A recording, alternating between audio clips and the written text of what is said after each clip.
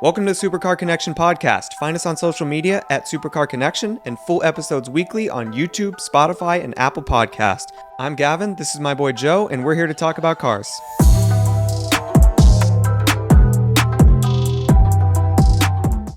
Welcome back to the Supercar Connection podcast. Gavin and Joe, we're here to talk about cars. It's been a little weird because there's been a lot of guests lately, and this is where we started. Not here, but here. Right. The two of us. Yes. Sitting down, talking about cars. The OG setup. It's been a while since we've just done this, sat down and talked about cars. But we're doing it from a little bit of a new perspective. So as you guys see, we're not in the same little position as we were. So we kind of wanted to give this a shot, see if you guys like this.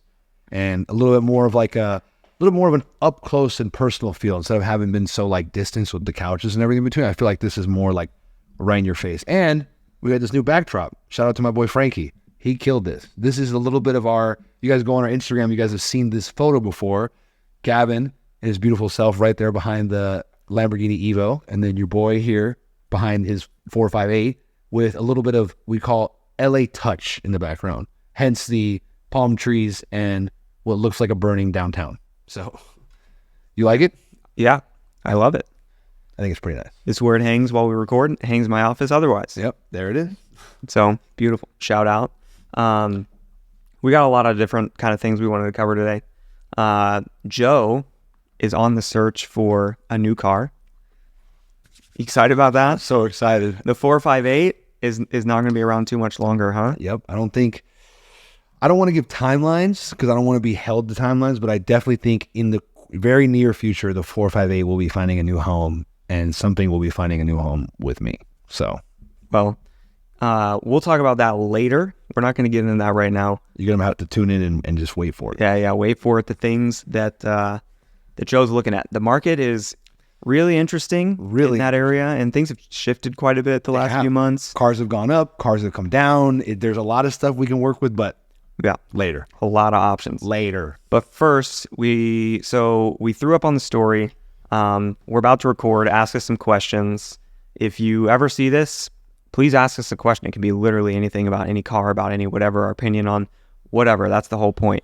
I mean, it's going to be car related. We're probably not going to give opinions on something that's, I can already see where your head is going. Yep. So if it's funny, maybe I'll read it. Gavin might get mad at me, but if it's funny enough, I will try. I'll push for it. I promise you. If it's funny enough, I'll push for it. But it has to get the Gavin seal of approval at the end of the day. Definitely depends on the situation. So anyway, just put funny stuff. I promise I'll make it happen. But we have a couple, so we're gonna ask these viewer questions. Let's do it. And I guess we'll start let you know with. All right, I'll start with simple one. The first question is the best V8 sounding car. Specifically V8. Well, I know your answer. Do you though? Yeah, I do. Okay, go. You want me to say it first then? Can I start? Yeah, go ahead. Leeway. Go ahead. I would say the best V8 sounding car is the Ferrari 458. Oh, okay.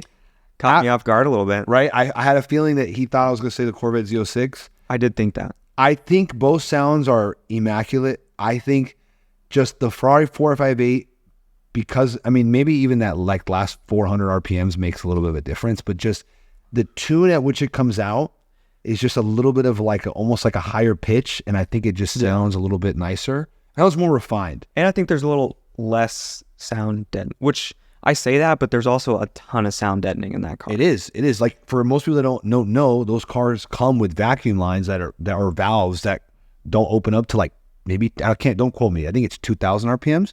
I had to plug mine on my car so that I could get that same noise at all RPM levels. Because it literally, you never heard the car without it. So it's like literally imagine RAV4 to 2,000 RPMs. No way. I promise you. It messed me up in my brain when it happened. That's like the GT3 RS. Because what I think happens, sounds like nothing, and then it gives you everything. Unlocks. That's kind of what it is. Because I think what it's meant to be is for someone who owns the car to be able to turn it on in the mornings. Once it cools out, when you leave the neighborhood, if you keep it under 2,000 RPMs, it doesn't wake everybody up. So I think that's what more or less designed it for. Yeah. But when you keep those valve opens, the Z06 pitch is a little bit more American, like grunty. It's like if again, what they did with the Americans were like, we're going to make this. it doesn't sound bad. It sounds amazing. If I really had to pick and I only could do the one off of the sound only, the Ferrari 458 is the best sounding V8. What do you think? I'm gonna agree. Really? Yeah, Ferrari 458. What else would it be? I mean, I guess the Z06, but Well, I mean, it also depends on what. Like, I mean, people are gonna say Mustangs and stuff like that. that's what I'm saying. The question really is the best sounding V8. So I feel like it more so depends what type of sound people like. Oh, 100%. Because there's some people like that cammed boat sound, and I think that like the LT4. Let's hear it. Like when you turn it on in the morning and that's all you hear. It sounds like one of those speedboats. Literally, like you see. It sounds like you're. Yeah, it sounds like you're either in Miami or Lake Havasu, and all of a sudden you're in the channel and all you hear. Havasu. Shout out Lake Havasu. You got a 40-foot cigarette boat. Yours is sticking way up in the. You got some DCBs going to 150 miles an hour. You got headsets on. You're going so fast. First off, 55-year-old man with highlights and a tank top and the reddest pigmentation in his skin possible, and extremely ripped. Extremely ripped. Yeah. One of the things, I don't want to get too off topics, but I have to just say this because I've not experienced this, but like when you go, people don't understand boat speed compared to car speed. Oh, it's crazy. 100 mile an hour in a boat is like damn near going 200 miles an hour in a car. It's unreal. So if anybody's been 100 miles in a boat, you know what I'm talking about. Or like 50 on a boat. It's crazy. It's crazy. 50 on a boat's already like, we're pushing. Yeah. Then you get up to 80 and you're like, we are moving. You get 100, you're like, how did we even do that? It's so fast that, again, don't quote me on this. If you position your head at a point where your nostrils are exposed to the airflow coming, so much air can get in so fast that you can actually burst a lung. Really? Yes. Why do you think they have those windshields besides vision and stuff like that? What a random fact. Sorry, random fact. Not to get too sounding, but yes, best V8 sounding car. We're all in agreement. The Ferrari 458. Ferrari 458. I feel like that would be the most common answer as well. That's fair. You thought I was going to say Z06, didn't you? I thought you were going to say the Z06 for sure. I literally, it's like a 9.8. There was also like a piece of me that like figured he might say the 458 because it's pretty nice. It is better. It's pretty nice. All right. Next one? Yeah. Let's hear it. Next question we have here is, now I'm going to say this exactly how it's written, okay, in the language that it's written. If you could choose a 90s supercar or sports car, period, not question mark, where are you going with your decision? So, what 90s supercar or sports car would you pick? I think that's what the question's asking us. If you could pick any 90s supercar and or sports car. Not and or. Just for sports car. If you could pick a car from the 90s, what are you picking? Is that the I think that's what it is. Okay. I think that's what we whittled this one down to. What am I picking? Okay, I know my answer. But now you gotta go first. This is kind of a difficult one. Or unless you say you know your answer. I don't know my answer. I don't want to say my answer because I feel like when I say my answer, you're going to go. I went first last one. Go ahead. You're going to go, oh, that's the one I want. No. Is this one off the table if I say it? If you want it to be, if it makes you feel better. Yeah, because I want to see what else you'd pick. Okay, go ahead. Ferrari F50. Ferrari what? F50. F50? Yeah. That's a really good one, Gavin. There's another really good one, but I don't think it counts. Why? Because it's just like... Is it like a ridiculous car? Yeah. Oh, that's what it is. The F50 is a ridiculous car too, but that's what I'm saying. I was like, how much more ridiculous? This is the only one. The McLaren F1. I guess that's one. 20 million. No, like that's a hypercar at that point. That's kind of what I was thinking. That's a hypercar at that point. That's a hypercar. Which you could say like the F50 was for its time because that was like the LaFerrari in the 90s. But I don't know. I'm going to go with it. F50. Can I be really honest with you, man? Yeah. Diablo VT. That's kind of, I'm not going to lie to you. Diablo was the direction I was going to go with. Yeah. But if I want to be like really true with my roots and everything in between, man. Don't say Corvette. Dude, yeah, dude. I would get like 1996 Corvette. Wow. I would. Over Diablo? Over Diablo. Simply, and this is the simple fact of the fact. The Diablo would probably be fantastic. It's probably one of the funnest cars to drive. I'm just very familiar with that, the 96. And one thing about those cars that if anybody has driven that car, and again, I guess it's more to play into the question, sports car versus supercar. you wear those cars. Like that's what people don't understand. Those are Corvettes. I mean, because now people have a certain image of what a Corvette is. Those cars, you wore them. And if you look at the dash, it was way ahead of its time electronically. It was like one of the first digital dashes, but it looked like the definition. I'll show you a photo after this too if you haven't seen it. Yeah. It looks like the definition of the Batmobile car, like the Batmobile dash. It was like all black, but with like the green highlight color. Like, now there's white light, and this was like that lime neonish green backdrop to the car. So when it was dark, all you saw was black and like that greenish tint light. It's like very Batman-esque. Okay. Not 1996 Corvette. I think the one thing about the Diablo is it would be a lot to drive. It would be. I think those like even the F50, dude. Those older V12s or those older like V12s. You dealing the F50? No. Exactly. I'm driving a lot though. I'm beating the hell out of that 96 Corvette. Next question. Next question is the Ford GT really worth it?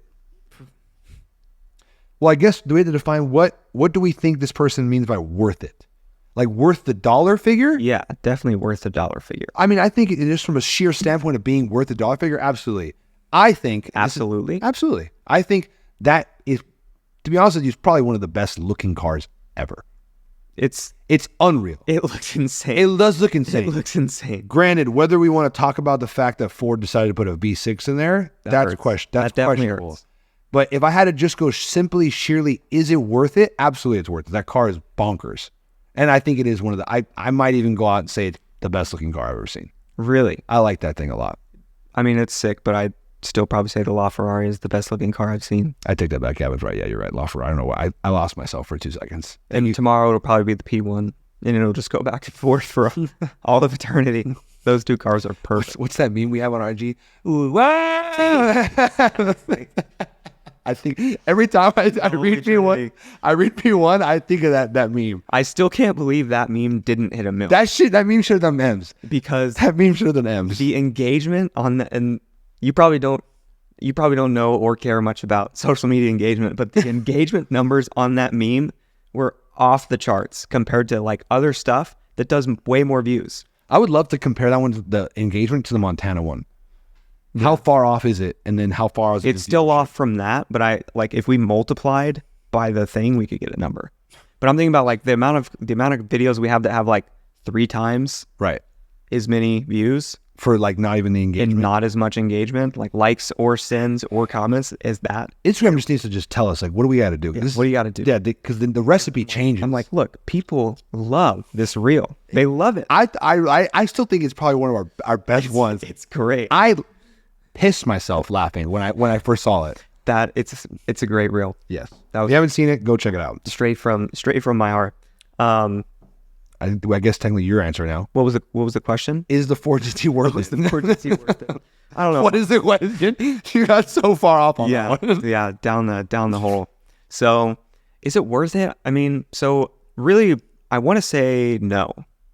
I wanted to say no at the beginning, and you kind of talked me out of saying no. My bad. But I guess I can kind of just give my original like thoughts, because I don't want to just go, yeah, it's worth it. Because I think at the same time, it's a sick looking car, but performance wise, like it's not anything special compared to like the other things you can get. And there's nothing at that price range that's not going to absolutely smoke it. That's true. And there's a lot of things under it that will also absolutely smoke. People who don't know, if I'm not mistaken, from a performance standpoint. What's that price range right now? Like 1.2, I think. Right, yeah. Something ridiculous. For people that don't know, that's what, like, because I remember, because I think even at one point they were like $500,000, 600,000. So you're talking about like Senna's and stuff like that. Again, it goes back to the whole thing. Why did Ford put a V6 in that damn thing? Yeah, that's like the big thing. Like that car would be 10 times worth the money with that look. Because again, I think even still, if you compare it to those other cars in that price range, I like the look of the GT more than I like everything else. Oh yeah, well the Senna's pretty ugly. Exactly, but it's ugly in like a sexy way. Yes, it's ugly in a sexy way. The first time I saw a Senna, I was like, wow, this car's ugly. Super ugly. Like in person. Yes. And then I kind of looked at her again and I was like, it's kind of cool in a way. Yeah. Like it's kind of cool in the way that a Cybertruck is cool, you know? No, the Cybertruck is awesome regardless of the way you look at it. Okay, maybe. This is You just like like the Cybertrucks? this No, is Gavin's gonna rub me the wrong. this is cool because no, I like the Cybertruck. Okay. This is cool because it just looks crazy, I guess. But then, like, if you actually just look at it from a standpoint of like, is this a beautiful car? You're like, no, this car's ugly. That's fair. Yeah, that's fair. That's fair. That's how I feel about it. Some people think it looks amazing. I don't know. Compared to the P1, which is an extremely clean, smooth, beautiful design. I feel the same way you feel about it. I look at more so like it's like that one girl at school that like you never really paid attention to. And then one day, like on picture day, she showed up stunned and you were like, is she bad? like that just, and it just pops in your head for like 2 seconds. Anyways. All right, I guess that works. But the Ford GT, like $1.2 million for that car is crazy. Like it's a $500,000, like they priced it, I feel like accurately. Yep. It's a $500,000 car. If it runs to 700, Yeah, that'd be my cap. it would make sense. Like 700 because it's got the collectors or whatever, even though they made a ton of them. Or I guess they didn't make that many. What they ended up making, like 1,500. It was just more. They said 500 at the beginning. You would think that they would do like 300 or 500 on that car. They said 500, and then they released another 1,000. I think is how it went down. So I think there's 1,500. But anyway, It's not terrible. that's still that's a pretty low number, but like not the lowest. No. 1.2 million. That seems kind of wild to me. 700 makes more sense to me. I would I would just get any Aventador Not worth instead of that for less money. Oh, for Get sure. that Ford GT. Literally half. You can get an SV for less than half of a Ford GT, like a third of a Ford GT in some cases. Think about how crazy that is. You can get an SV for the third of a V6 Ford GT. That's crazy. Yeah, twice the cylinders, Is it worth it? twice the cylinders, half the money. Is the Ford GT worth it?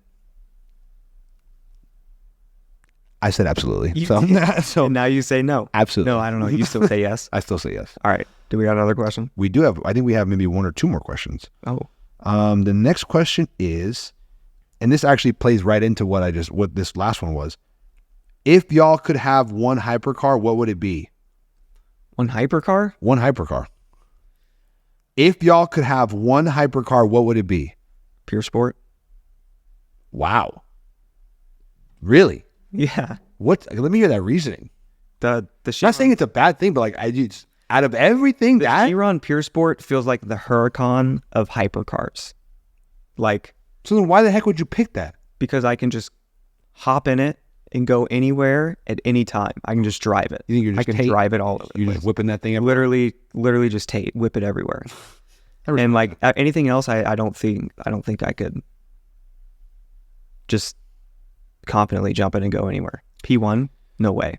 I would. No, I'd love the car. Mine would be a LaFerrari, Yeah, and I would daily that. yeah. because I'm in love with that car.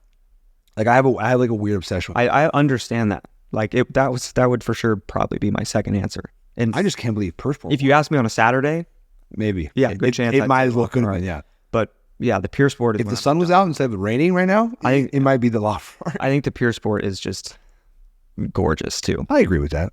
The wing is perfect. That's anyone that doesn't think the Pure Sport is the best version of the Chiron is crazy. The Super Sport, you like the Super Sport more? I just like the freaking The regular one? Just the Chiron? yeah, just the Chiron. Over the Pure Sport? I mean, only because of simplicity. I feel like they're doing too much with the Pure Sport. Persport. Let me get rate. Is it Persport or Pure Sport? I don't care. Exactly. PUR. I know how to spell it. I don't right? care either. All right. Per Sport, Pure Sport. I mean, Next one. I'm guessing per means pure. It probably does. That's my guess. It's French. Maybe I'm wrong. Pure. Yeah, exactly. Anyone that says per is you're still saying it wrong. You're still saying it wrong. You're not saying it in French. Exactly. All right. Next one is why y'all be hating on Porsche? For Or good sorry, reason. why y'all be hating on Porsche? I imagine this person would say Porsche. So, Why you be hating on Porsche? so I feel like I'm going to put the phone down with this question because I really got to lean into this answer. Even though we've answered We've this. talked, yeah, because I mean, 17 times. it's fair too because I feel like it's a resounding like topic on our thing, but at the same time, I feel like it's not that the topic of hating Porsche is resounding in like what we do, but Porsche obviously has one of the largest followings in the car community, so it's hard to really have any automotive discussion without having Porsche involved somehow.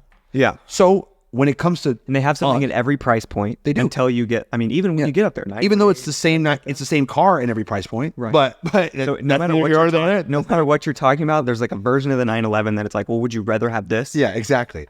No. It's like, would you rather have a Carrera or Carrera S? And then would you rather have a Carrera S or Carrera 4S? Would you have a Carrera 4S or the Carrera GTS? Or would you rather have a GTS or a freaking Turbo or a Turbo or Turbo S or Turbo S or a GT3 or GT3, GTRS or GT2RS? Do you want a Corvette or an S? You want an R8 or a GTS? You want a Huracan or a Turbo? S. Don't compare the Turbo to the Huracan. Don't give the Turbo S that. Do you want a 570 or a Turbo? Thank you. Do you want a Huracan or a Turbo? A GT or a Turbo? Or a Maserati? Whatever. That's a good question. AC20. Would you pick a GT or, okay, sorry, hold on. That's not the topic. That's actually that's a good one. A GT or a Turbo? Oh, well, that, like, hey, 150 to 180 range is such a tight range. Like, what? Because the Turbo is in that range. Mm-hmm. But so is the 570 and the GT and R8s. Yeah. That's a weird range. It's a weird range. All right, sorry. Because you're getting the top end of the R8 too. Exactly. It's a weird like market we're getting to be like new in. gen. Yeah, like buying a brand new R8. That it is a very weird market because that market's crazy large. Like you can get them in the 150s, you can also get them in the 200s. Mm-hmm. They also there's a dealership here that just listed the GT, the last 2023 last model of the Audis, the GT versions. They made 333 of them. I think this one has like 100 miles, all black, red calipers. Super nice. They have it listed for almost 300. Oh, the new GTs. The new GTs. Like, you know, we're talking about. No, I've seen a couple of those for over 300. Over 300. Yeah, I just don't know or like 290 to. That's what this is listed for. I said, shit, is this a good deal? I don't know. I was like, should this be the next one? It's literally, like, because with the and there's a lot of the Audi people have problems with this. I'll keep this short. But the original GT, they made 333, and what I've learned since we kind of talked about that with our friend. Yes. There was only like 70 of them in America. Out of the 333? Yeah, 333 is the world. It might have been 90. It was either 90 or 70. I can't remember. Wow, that's a really small number. And to think that those, like I saw one of those for like 130, how is that not going to be like a major collector car for the Audi like world? Unless I don't know. Maybe I'm way off there. You know what it is? Or at least what I would probably equate it. And again, keeping this short to go back to the question. Mm-hmm. I don't think the Audi R8 has that same following that causes those price points to skyrocket like collector Ferraris, collector Lambos, collector Porsches. Yeah, but you know what I'm saying? Has it not created like collector a kind of cult following like the Acura NSX of the 90s? It has. But that's the whole thing. That's the thing. Think about who is the cult following for the Audi R8? Is it people with enough money to spend that much money on a collector's item like that? Or is it more kids that are trying to, like, you know what I mean, do the thing and mod the heck out of it? Yeah. Like, think about the 90s. What'd you just say? The 90s what? NSX. Think about the people from the 90s. Now they're adults. Think about what their probably price range is versus the people that were following R8s from 2010 till now. You might have a couple crypto bros, but at the same time, they've already graduated. Just think about how like those limited NSXs now, a $70,000 car, now they go for like 300. Think about it. Is that not going to be the R8 in 20 years? It probably will be, but we're not there yet. That's the one that's going to sell for the most. The original GT. It is going to be the most valuable R8 you can get. You heard it here first. Right now, that GT market is in the early 2000s of what the NSX market is today. Yeah, we're 15 years from that market for sure. From that car being. I'm wondering when you could catch that turn at the now. Yeah. Oh, okay. Are you talking about if you're going to hold it on? Oh, you're talking about like when's the compound curve? Yeah. Well, they're discontinuing them, right?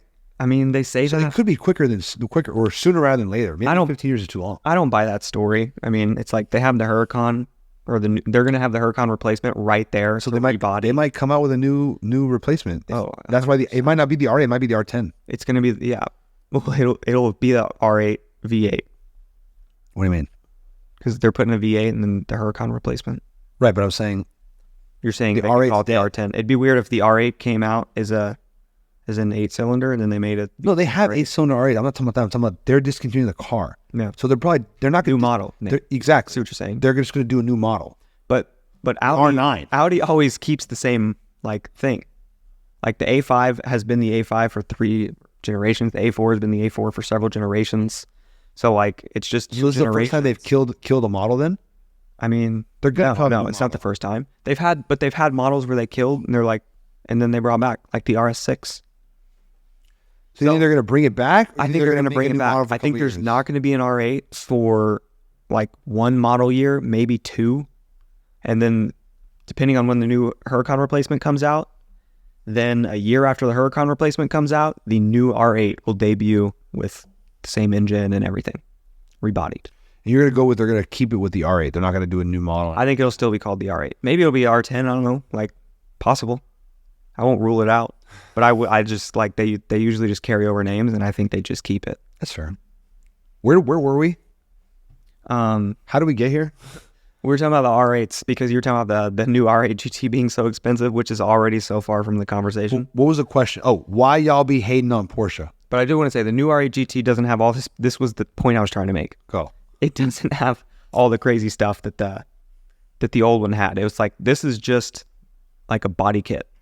Oh, you know, like it's just compared to the old one having like carbon fiber in specific places. Like this is just carbon kit, but it's all parts that you could buy like as options. It's just like all of them, like every checkbox off. Stupid. And this GT had like exclusive GT parts that were only on the GT kind of thing.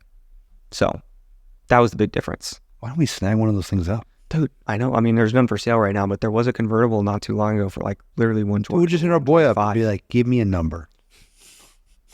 I don't want his number. He loves that car. He does like that car. So, Good guy. Why do we hate on Porsche? All right. You were saying they're always in every conversation. Yes. So again, not to continue to touch this topic. I mean, you guys were asking them, so I'm going to touch on it because you're asking them. But it's hard enough to have a discussion without mentioning Porsche solely because of what they are. Okay? Yeah. The reason that I don't like them, or the reason why I be hating on them to forward it for the question, is maybe two things. One, to stick with the cars themselves, nothing against them because they are fantastic cars. They put power down like nothing. I'm not a huge fan of the way they put their power down. In my opinion, it's very underwhelming. Now, I think a lot of people think it's like the perfect way to put power down. I was like, you just haven't felt power put down. That feeling is a hell of a feeling. Like, okay, not to equate it back to it because I always say it, but you know what that right foot of the C706 feels like. Yeah.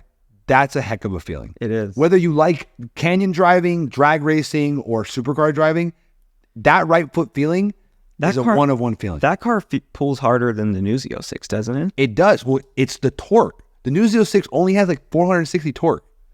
It's about 650. That's what I'm telling you. That right foot feeling. Yeah. The Porsche right foot feeling, it's like, it's just not like, so, but again, it puts what it does down. With that flat six, it does.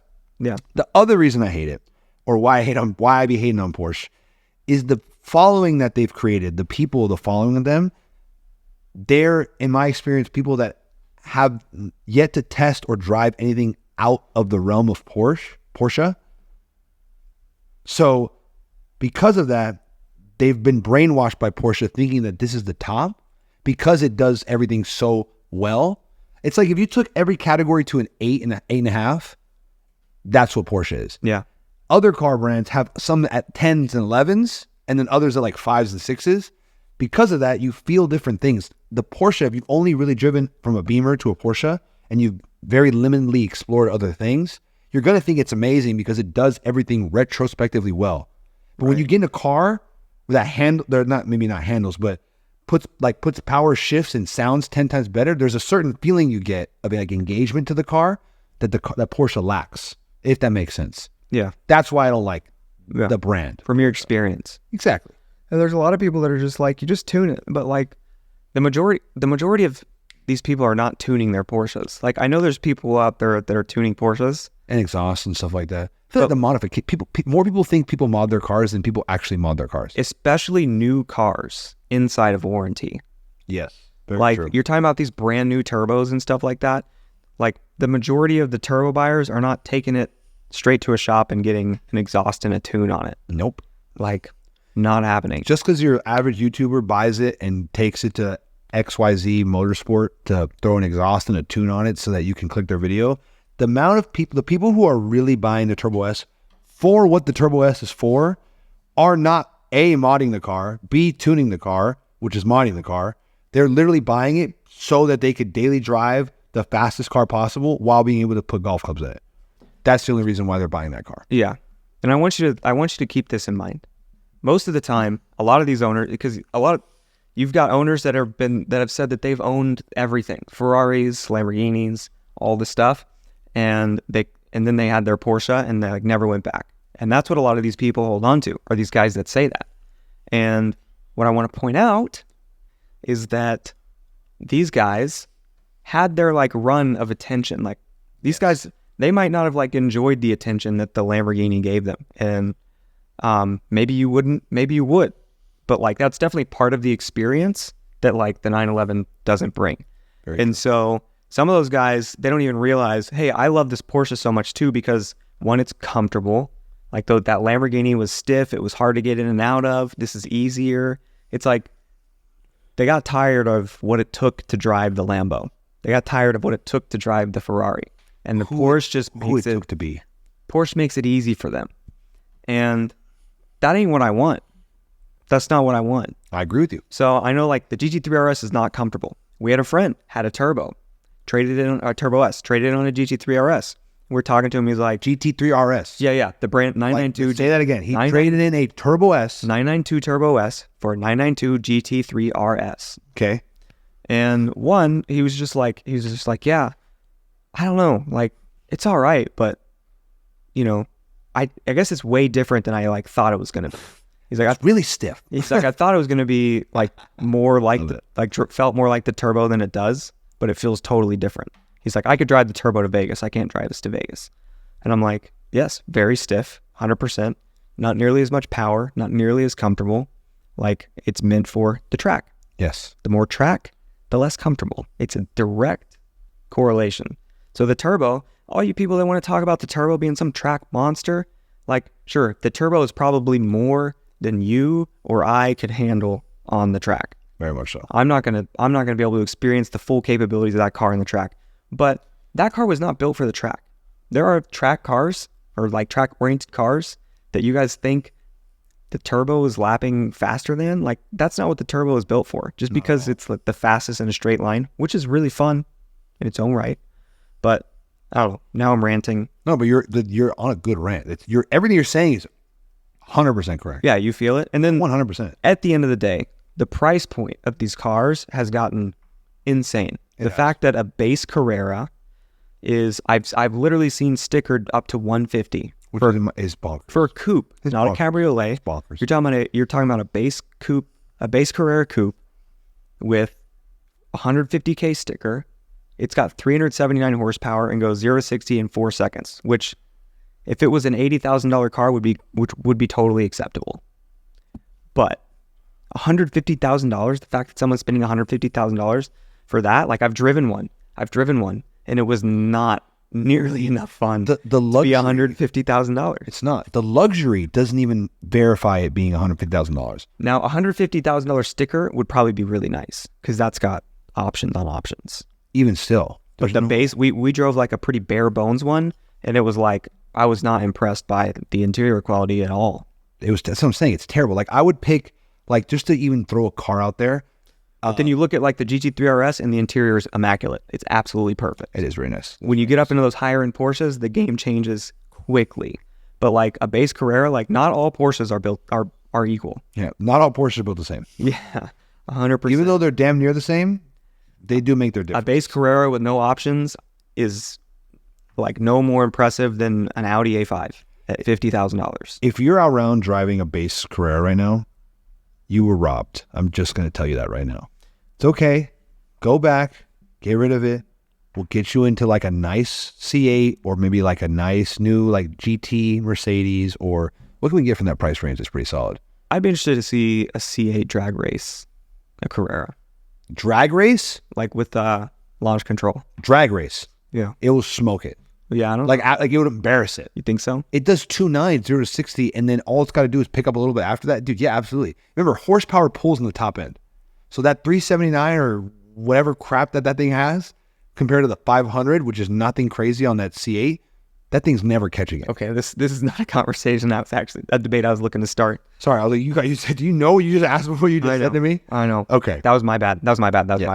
So is that our synopsis of why we hate on Porsche? Why we be hating on Porsche? why we be hating on Porsche? The price is just, it's too much for like what you're getting. For me, like at every single price point on the 911, I can name a car that I'd rather have.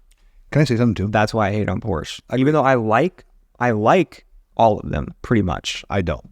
Like 3RS, I love the 3RS. The Turbo, I would take any of them, but at each of their price points, I'm picking something else. I agree with that 100%. Can I say something kind of weird? Sure. Because of the fact that I'm going back to the beginning, that I'm on the search for a new car, I've been on Car Gurus in the market a lot. I was looking at, like, you know, when you do search results, it like shows you in the top, like just like the pure number of search results, and you can find as you go on. When you click on any supercar, right? Any supercar, you get, no matter what the manufacturing is, you get, depending on how far your mile radius is, you get 40 results, 50 results, 100 results is a lot.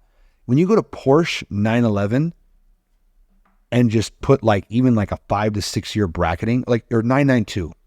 Now, granted, I know there's a bunch of models and submodels from the 911 more than other models of other manufacturers. I think I got like 1,000 options. But the fact that there's that much higher volume, yet the cars don't depreciate in comparison to other more reserved models, that, in my opinion, people talk about why don't Porsches depreciate? Why do they hold value? Well, in my opinion, there's two reasons. First reason is, if you want to be very simply compared to other manufacturers, it's the maintenance and stuff like that. Partly why, because you don't spend as much money on maintenance because they're semi more reliable. So thus meaning the cars are worth a little more. That's maybe your number one. Cars with bad maintenance reputations always crash. Always crash. Maserati, McLaren. Because you gotta have a lot of money on the back end to keep it going. Exactly. So that is your number one out front reason, sure. But for the fact that they don't depreciate that much, you know what in my opinion is the second reason why? Why? Is like I was going back to why I be hating on Porsche. The amount of people that are obsessed with these things that don't really know what they're buying, they're just buying it because they think it's God. There's a market for them.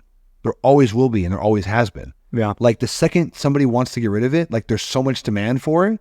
There's someone to scoop it up. Yeah, because again, the masses don't understand what they're driving. You can throw a 996 on Facebook Marketplace with 80,000 miles for 35 grand, and it'll be scooped up in a week. Robert would buy that thing with his eyes closed. It's crazy. Are you kidding me? That's what I'm saying. You guys have any 996s or so, just walk over to Grid Partners, and I promise you Robert will take it off your hands. But yes, going back to what I was saying, and I think this might be a perfect leeway, is the fact that when you get into like that supercar budgeting range, well, I mean, what is a supercar? What the heck is even, so before I even get that deep, what is a supercar, Gavin? Well, I feel like we've asked this question a couple times, but haven't really arrived at an answer. I don't think we ever will arrive at. What is there an answer? Is there a technical definition for it? For me, like, I feel like the simplest thing for me is usually, the problem is no matter what you do, there's certain cars that someone's going to consider and certain cars that someone don't. Like, very much so. The chance that you line up 100% with people in that like $100,000 to $200,000 range is going to be tough, unless you just have the people that just exclude those entirely. Because there's people that are going to make the argument that the R8 isn't a supercar. There's people that are going to make the argument that the C8 Z06 is not a supercar. I've got that argument a lot. Can I read the technical definition? Sure. When I'm home? If there's a technical definition. According to Google search engine, okay, the technical definition for a supercar is the car offers somewhere between 5 and 900 horsepower, reaches top speeds of 200 plus mile per hour. Oh, this is what Benji put in the comments. Where do you think he got it from? Google. Yeah. Hits 60 miles per hour from 0 in roughly 3 seconds and weighs between 2,200 and 3,700 pounds.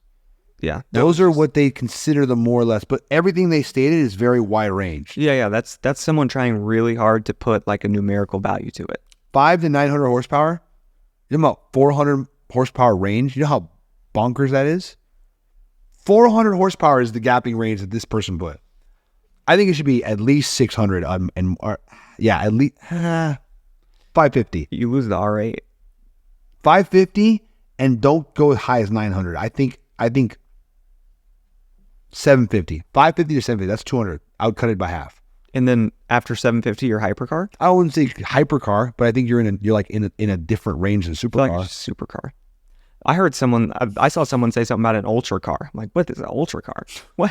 Ultra car? People making shit up nowadays. people do anything to make up comments and get in the comment section. That's Optimus Prime's new nemesis, ultra car. Ultra car. So I don't know, but like for me, most of the time, it's just like you know it. You see it. If you've got to ask, it's probably not. Except for there might be a couple exceptions that some people would argue that I would say are because of other reasons, like the C8 Z06. I think there's a decent amount of people that would say it's not because it's like a Corvette. Where are you going with this? I'm going with that it is. All right. Okay. All right. I didn't know where you were going with that. Because like, sure, it's a Corvette and maybe not like previous Corvettes weren't supercars, but you have the most powerful naturally aspirated V8 ever created. Yep. Mounted mid-engine. Yep. Into the sports car. So literally. And that is a supercar. Interior, bonkers now. 600 plus horsepower. So 670, which is bonkers. 670 horsepower. And again, high revving motor setup. So 670? 670 horsepower. 670 out of a naturally aspirated V8, mid-mounted. Most powerful production V8, I'm telling you. And there's people that are going to be like, no, it's not a supercar because it's a Corvette. And even the structuring of the way the motor is now, it's 8600 redline now. Before, everything else, even though like the C7 Z06 was cranking out 650 horsepower, it redlined like at 67 or 6600. Because that fits that definition by a mile. By a mile. But you're going to have people pull out the brand name. It's kind of like someone that would argue that the Ferrari California, like the original one, is a supercar. Honestly, I think that's honestly a really good question. How much does... Ferrari. What? How much does brand matter? Is that what you're going to... Well, maybe I'm trying to formulate the question. How much does moniker/brand matter when talking about supercars? I mean, it's definitely like... Or should it matter? Should moniker and branding matter when discussing what a car is supercar or not? Not really. It shouldn't. Yeah. The logical way to think about it is... Anyone has the potential to make a supercar. Exactly. If you make a $200,000 car and it's mid-engine, powerful engine, this is where have to be $200,000. That's what I'm saying. This is where I'm just saying, like, if you're Hyundai, it needs to be 200 plus. Like Hyundai making a $128,000 car, it's not going to be a supercar. I don't know, man. I don't think... See, that's the thing. I don't think dollar figures should matter at all. I think if the car can do more or less what this description is, and somebody can do, like, again, Nissan GTR. Think about it. Again, Nissan GTR. Yeah, Nissan GTR. That's fine if you want to use that stupid example. The Corvette Z06 is a prime example of it. It does everything in this list for discounted price. Yeah. So, but you're gonna say that Nissan GTR is? No. I'm saying it's the same thing. The Nissan GTR is prime example number two. It's a supercar. A supercar? Yeah. No, it's, in my opinion, it's too heavy to be a supercar. Oh, okay. I'm being serious. Okay. If anybody's driven a Nissan GTR, they're super fast. You can mod them. They're awesome. But they drive like tanks. They're like, I don't want to quote me, but I'm pretty sure they're like 4,000 pounds plus. Because remember, all of them are all-wheel drive. Yeah. So when you have that front axle weight, they're heavy cars. It's big too. It's big too, exactly. C4. Exactly. Not saying that it's not a super. You can actually get people back there. Probably could. I think you can. Yeah, it's like a Mustang. Yeah. Mustang Dumbass things, yeah. So I wouldn't consider it a supercar. Yeah. But again, it's in the same realm. That car does ridiculous numbers for that price. Mm-hmm. So that's a heck of a sports car. Oh, for sure. The Corvette Z06, that's the only one I'd consider a supercar. Right.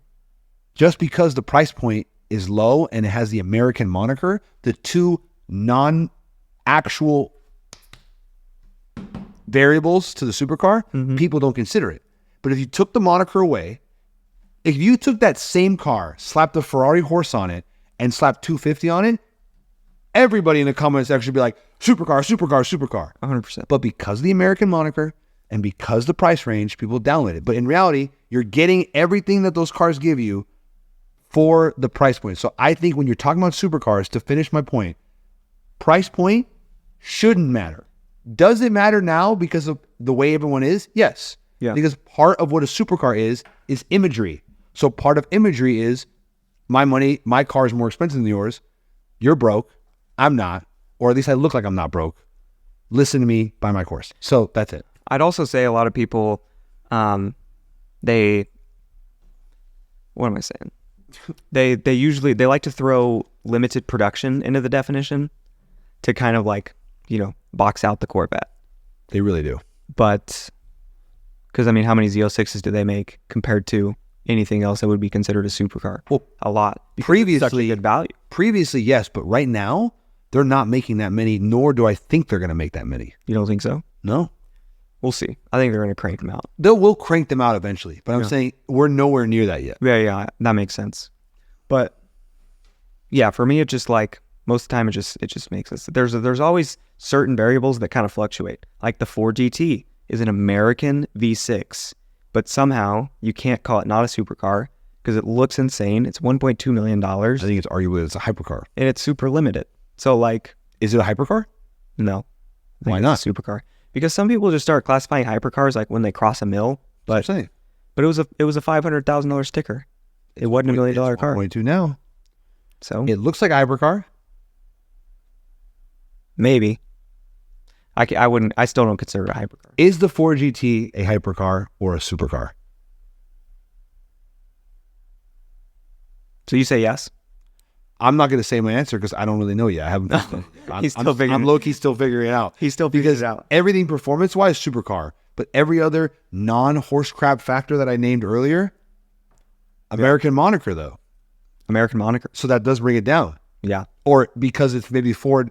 Every idiot out there will be like, no, it's Ford. It's fine. No, it's just Corvette that everyone hates on. But so But the thing about supercars, I want to segue into this because we've had a lot of comments. Let's hit me. So with supercars, and we've now seen this firsthand. This is direct experience. So that's important to preface here. Somebody will still comment. You got all these people that are, it's like, they want to speak from like not experience, right? And talk about how the world works in an area they've never been or touched. And for disclosure, I don't own a supercar, but now I've driven several of them. I've been around a lot of supercar owners. And this is what I want to tell you. A supercar is like a networking hack. So there were people that were like, if you need a supercar to sell yourself, then like you have a problem. And if you can sell yourself without a supercar, that's a fantastic skill to have. But you don't have to be good at selling yourself. And if you have a supercar, it's getting you into new rooms and having new conversations with dudes that are killing it. Yep. And they're giving you wisdom, guidance, business opportunities. Like, it's a networking thing. It's crazy. Like, and it's literally your ticket. It's your ticket to the club, your ticket to the car show. You go to the car show. When you get out of the car, people notice and they're going to come to you. The other owners are more likely to converse with you rather than some like random person walking around, and they're going to give you the time of day. They want your information. They want to know what you're doing because they know what it took for them to get that car. So if you have your car, you can probably provide some value. And that's where we go to that value exchange. So like, that was beautiful, Gavin. Yeah. There's just people in those comments that we're talking about like, a supercar is not worth it, or like it's not a great, like all this networking stuff. And I'm just telling you, when you have one of these cars and you pull up to the function and these other people have these cars, they treat you differently. And they talk business, they talk everything. They're more likely to let you in. If you pulled up in a Ferrari, they're way more like, your chances of getting to drive another supercar that day just went up exponentially. Absolutely. So, because you drive around the Ferrari, you start talking about cars, they're like, oh, you got to try my 720. Exactly. Oh, you got to try my Aventador. Dude, I'm telling you. And all of a sudden, you're driving an Aventador. Dude, I'm a prime example of that. Literally 100%. A prime example of that. Shout out to my boy Qasim. When we filmed with KP and Qasim back in the day, I had not driven a 720 at the time. And I was starting to even creep in my mind, like, what if I got another car? What car would it be? And we were talking about it openly with these guys. And again, even to go back to that in talking about the levels to it, like where I'm at was like 458 and stuff. Now, granted, the stable is a stable, but you want to talk about one car, the 458, in comparison to those guys with Pack with his SVJ, that's awesome. Qasim's killing it with his 720. Miguel's now got his 720. That's all bonkers out. Qasim literally was like, you haven't driven it before? What? You're crazy? Threw me the keys. Yeah. And then like to even touch on it, and not even to touch on this thing like in that light, but we pulled back up and you were like, what about, let me give a spin. And he was like, I'm out of gas. I was like, do you think he would have let you driven it if you would have pulled up in like something bonkers of that screen? Or like, remember we were talking about the thing, you're like, I would 4C. Do you think he would have changed his answer? Going on to your point. I mean, if he was actually out of gas, no. I don't remember if he had gas or not. So, because I did rip the heck out of his car, but then he got in it after I ripped it, and he ripped it 10 times harder than I ripped his car. So he also made me poop myself in the passenger seat, but that's neither here or there. I have no clue. What I wanted to talk about in addition to your rant, and not to hate on anybody, because I don't like hating on people. I just feel like most people that, like, for example, people who comment they don't need a supercar to sell yourself, all that stuff.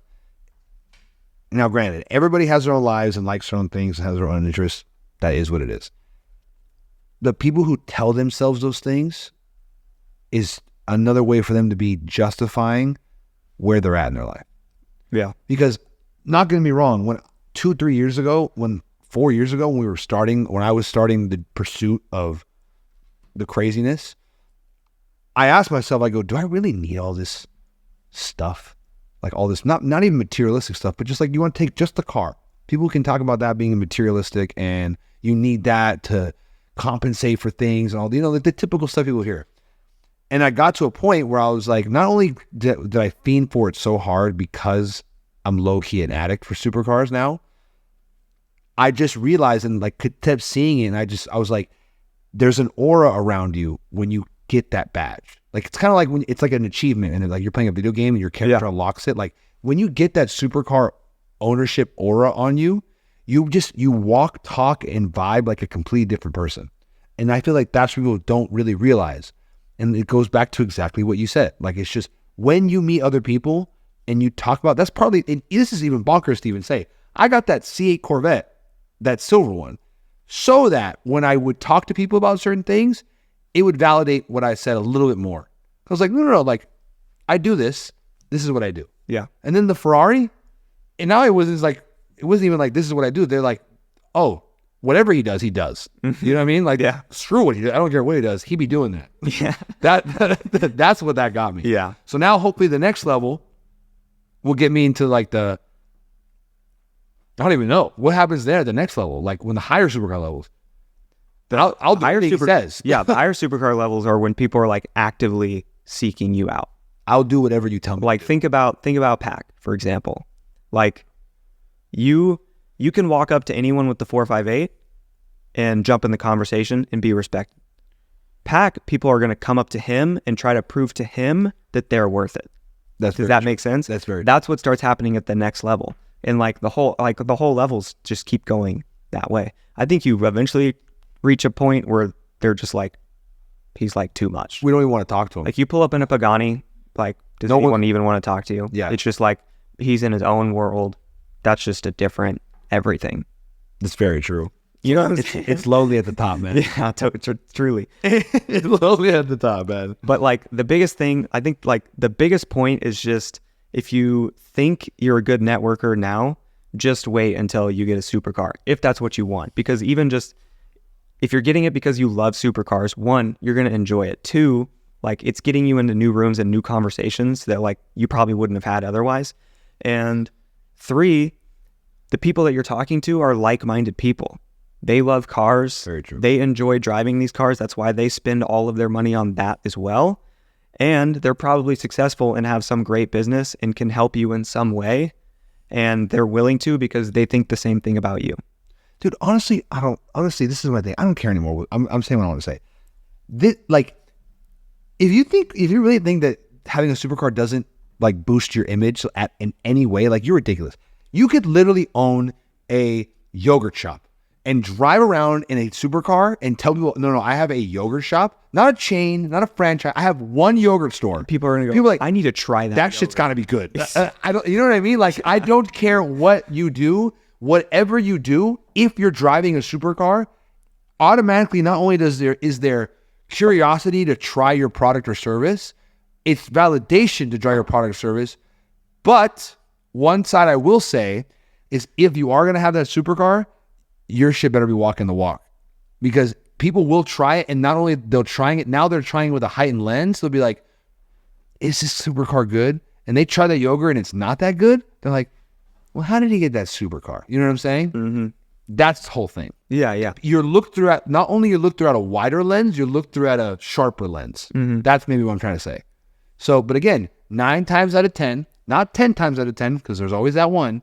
If you have a supercar, your stuff walks the walk.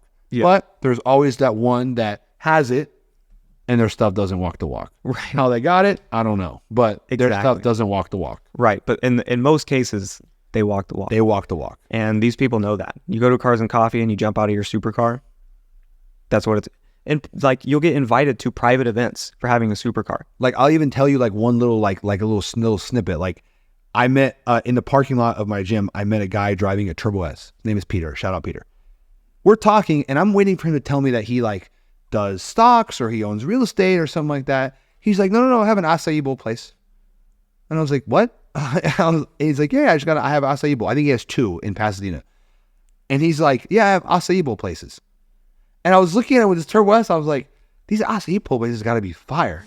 Then I found his Instagram, and it's like some of the most aesthetically pleasing, prime, like it's like a modern, beautiful take on acai. Yeah. And I was in my head, I'm thinking this guy has like Jamba Juices, and he's out here slanging acais with his Turbo S. I was like, no, this guy has the top of the line acai bowl places. The Ferrari of acai. The Ferrari acai bowl places. And again, even a Turbo S, which I don't want to give it the validation, but because of that Turbo S, when he told me that I do acai bowls, I was like, well, you do them shits well. That's why you've been doing them shits well.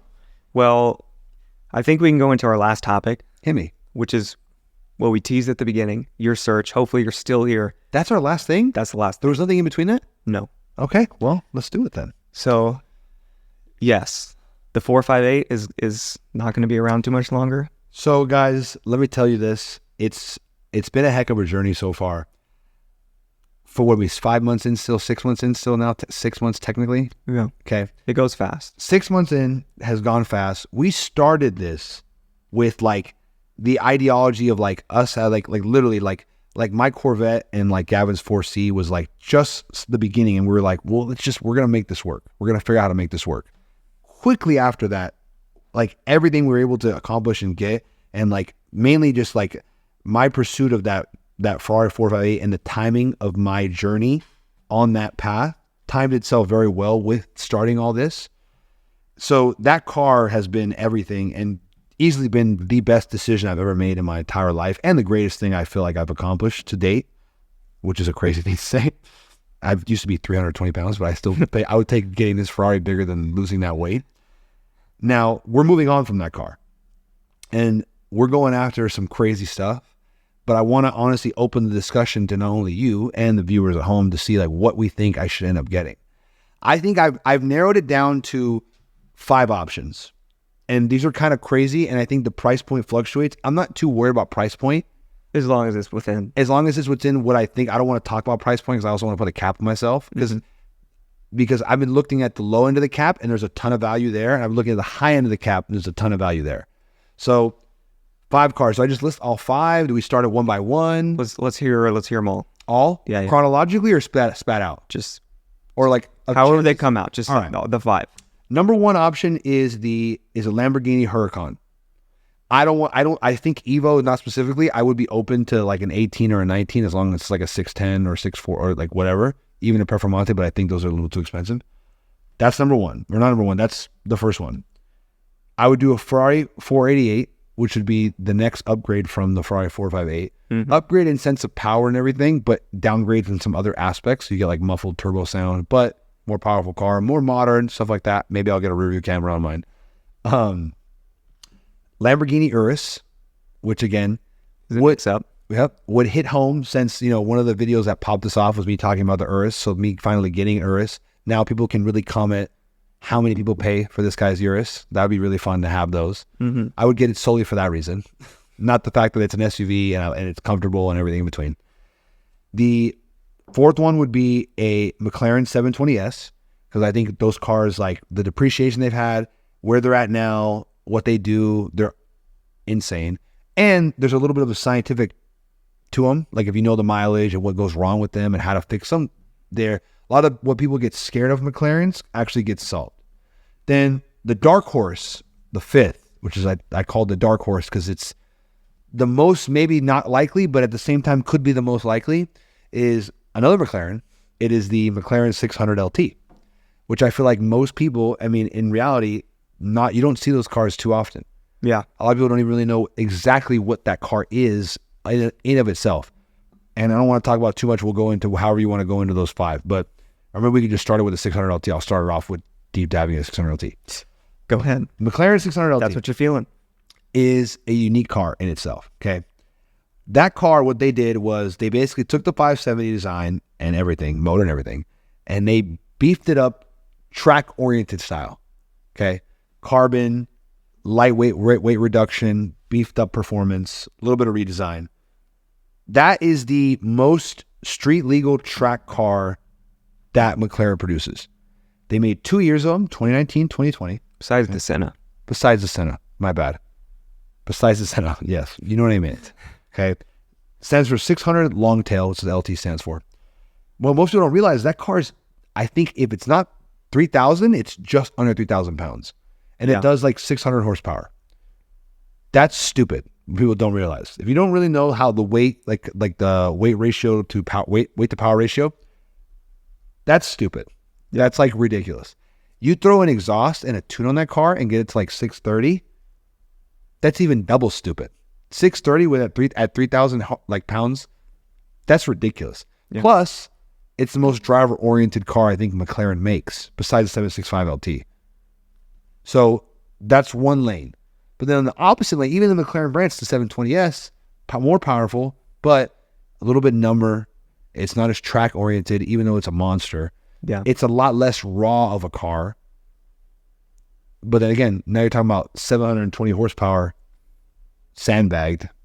Yeah. Like they say. Those things are apparently fast. You've driven Customs, and that thing was quick. Ripping? It rips. Yeah. The thing is, it rips in a unique way because maybe it was just Customs, the exhaust. Like, most cars that rip like that come with like a crazy like back noise. That thing is nothing. It's not, obviously it's not a Porsche, so it does have noise, but like, it's just something about it feels very plug and play. Like you're going insanely fast, but like you don't feel like you're doing a lot. Yeah. Versus like maybe like in a Turbo S, something like that, or maybe like some other cars, like in the Z06, like when I'm moving, I feel like I'm moving.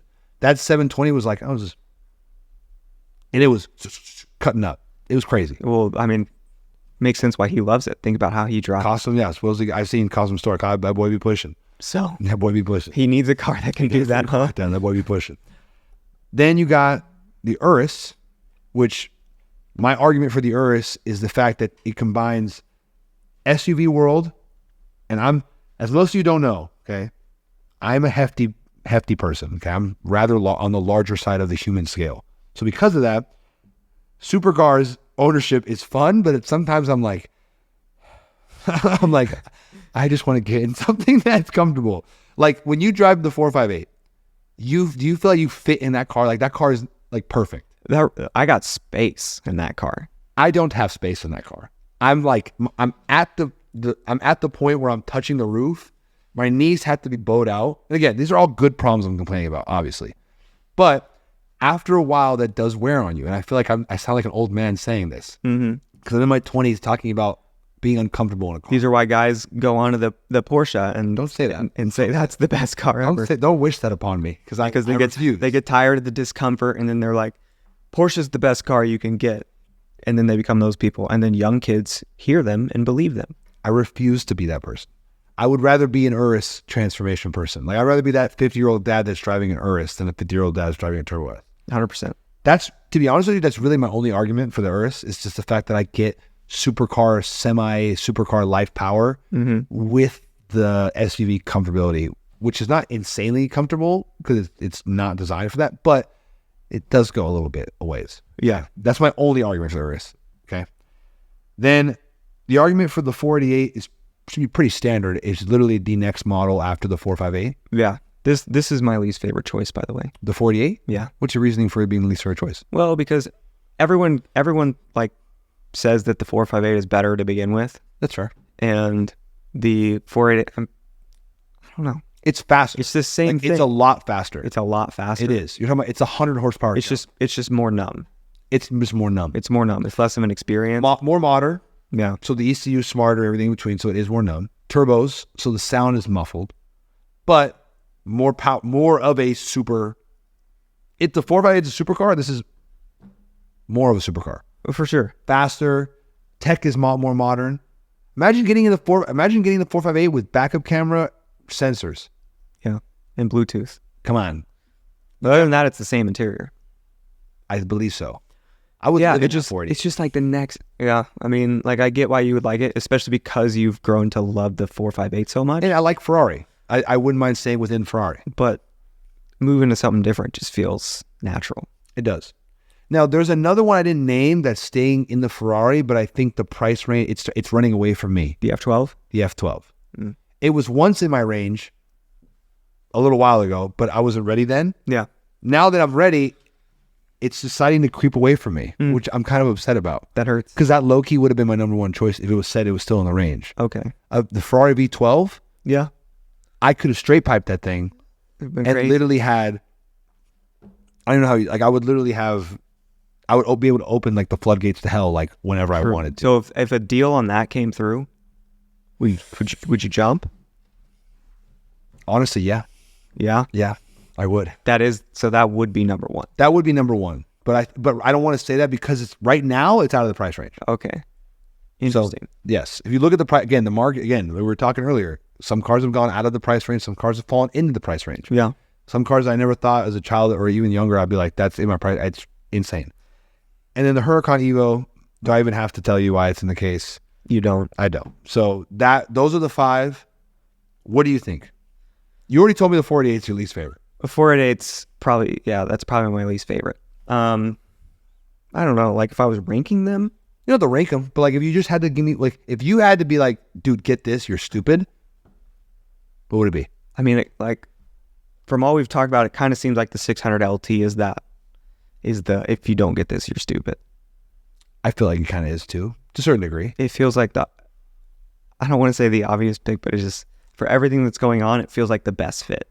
Because again, if you're listening, like Joe and I have gone down this path of being content creators for the enjoyment of our viewers. Yes.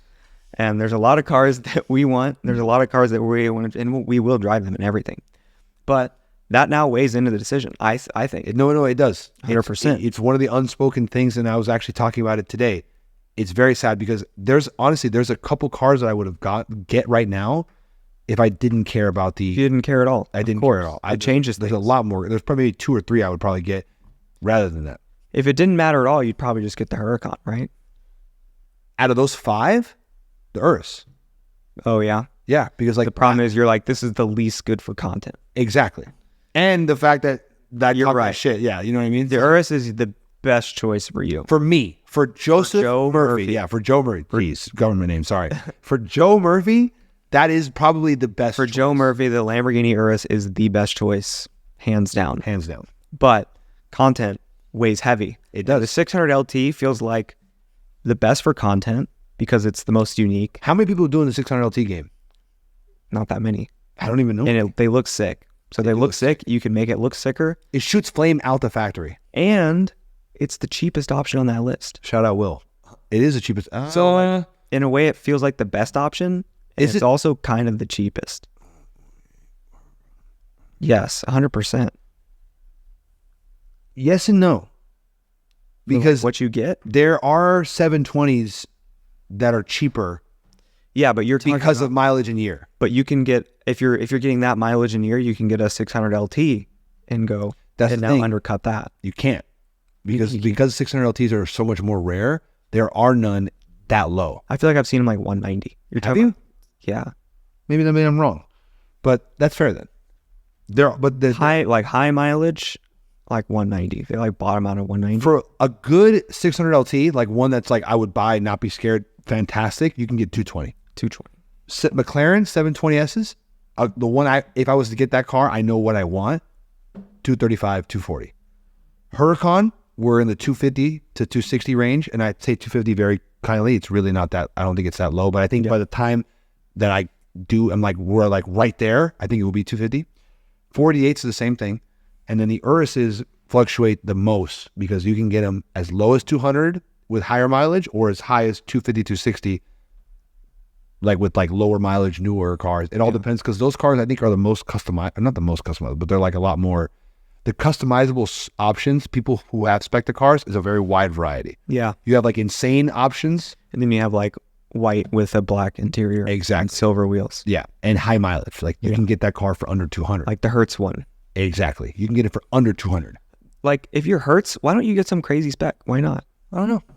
Because at the same time, I don't see. That's the thing. I agree with you. There is no argument for them not getting a crazy. Like why does a Honestly, you basic know what it is? Urus with a basic interior and just silver wheels ever roll out of the factory? Every dollar they don't spend, they get that dollar 10x on the rental.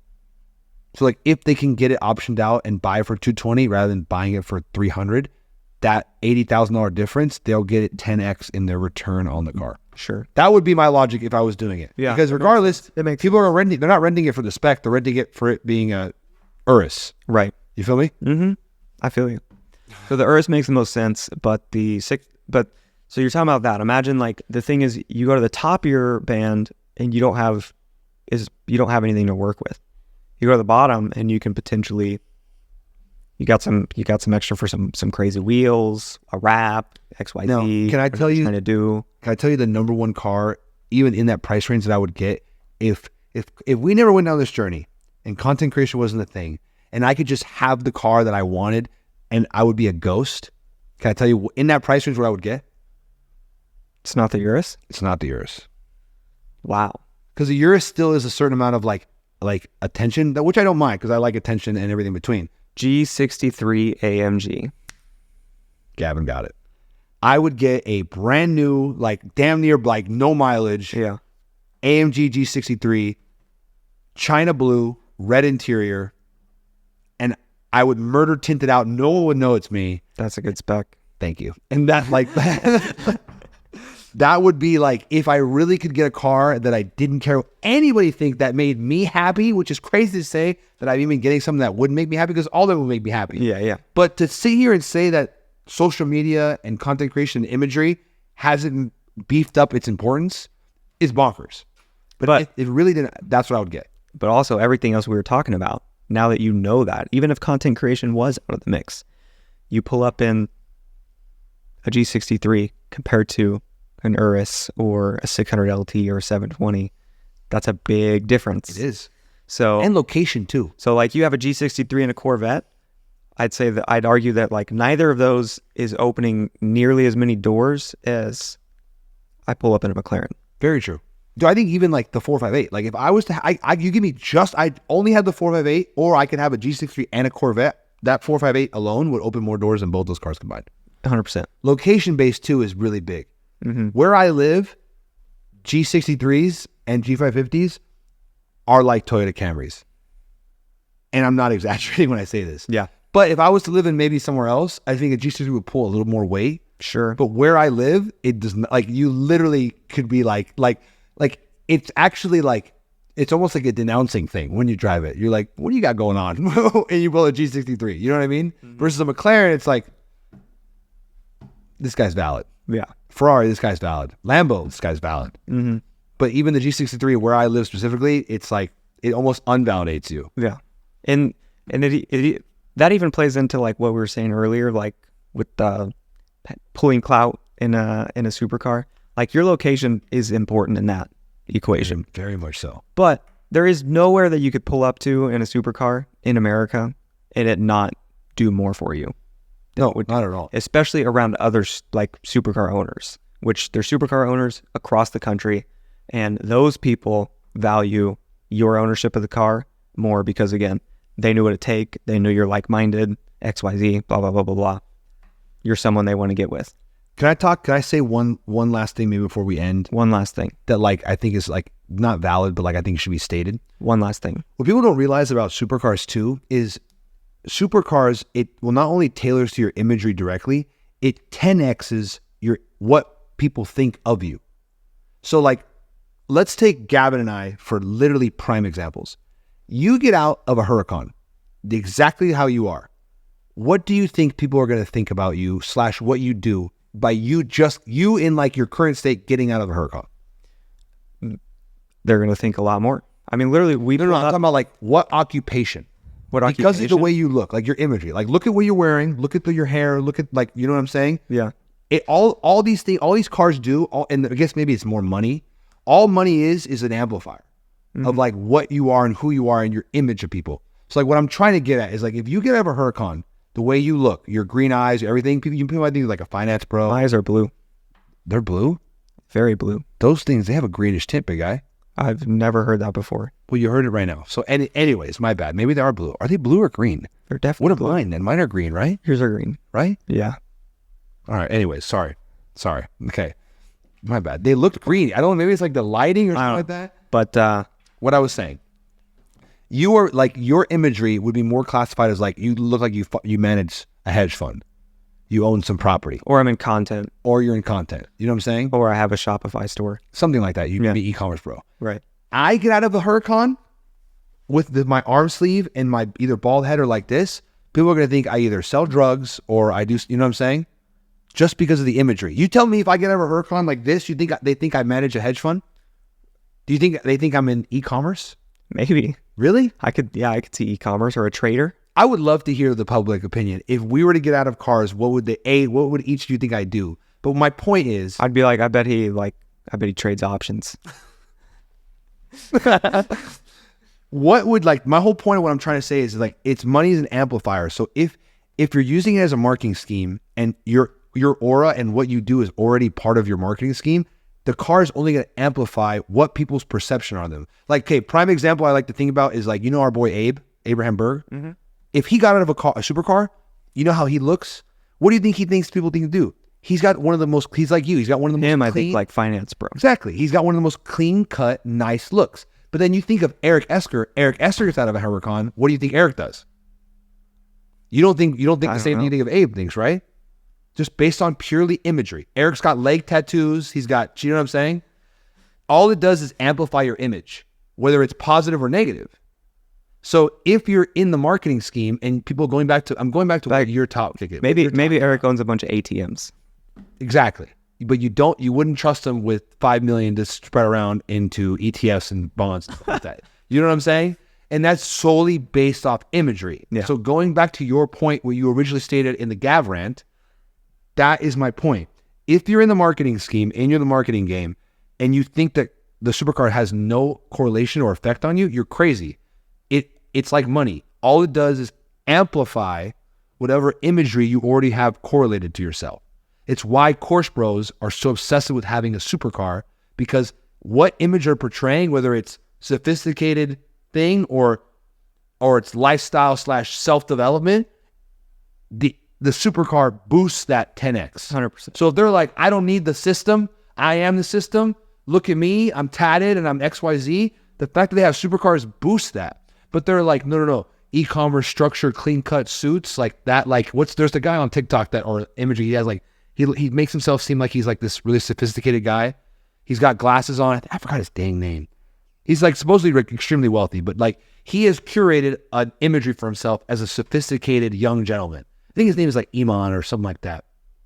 He's like, I think he's a Middle Eastern. Iman Ghatzi? Maybe. Like he wears like round glasses and he talks like this. You know what I'm talking about? That guy? His imagery that he's created for himself is that he wants to be seen as like a very sophisticated, wealthy gentleman. So because of his wealth and success and what he owns and what cars and everything in between, that image of him being sophisticatedly intellectual has now validated itself. Like think of Ty Lopez. Yeah. Ty Lopez talked about self-development in books from a sophisticated standpoint. The supercars, the Gallardo in the garage, elevated that look sophisticatedly because that's what he wanted. Think of Wes Watson. You know who Wes Watson is? Yes. The tatted like ex-con? I just said yes. Yeah. His imagery, it's the same thing. They both talk about self-development. Yeah. But Ty does it from an intellectual standpoint, or supposedly, but it's the same concepts, but he's seen intellectual because of his appearance and his supercars. Wes Watson is seen from the same thing, self-development, but he's seen more thuggish and XYZ because of his supercars. But they're both promoting the same thing, is self-development. I feel like we might have just went down an irrelevant path because at the end of the day, no matter what it is, it's opening new doors. That was the whole point in the beginning. So, all right, whatever. Maybe it is, but I see what you're trying to make saying about the different image. It amplifies the image or whatever. It amplifies your image, but yes, it does open more doors. That Gavin is correct. But no matter, like, even if your image is like negative as you're kind of describing it, yeah, I'm just, but intricate, different. However you're trying to frame that, being like not clean cut. Yeah, exactly. It's still, you still pull up and you're treated differently because you got out of the Lambo. So that's the whole point, I think. Kind of. Yeah. Just don't look like a geek if you're going to pull up in a supercar. Don't look like a geek. Yeah. That's all I had to say. I won't name any names. All right. Thanks for joining. That's all we got for you today. Anything else? And that's it. We're out.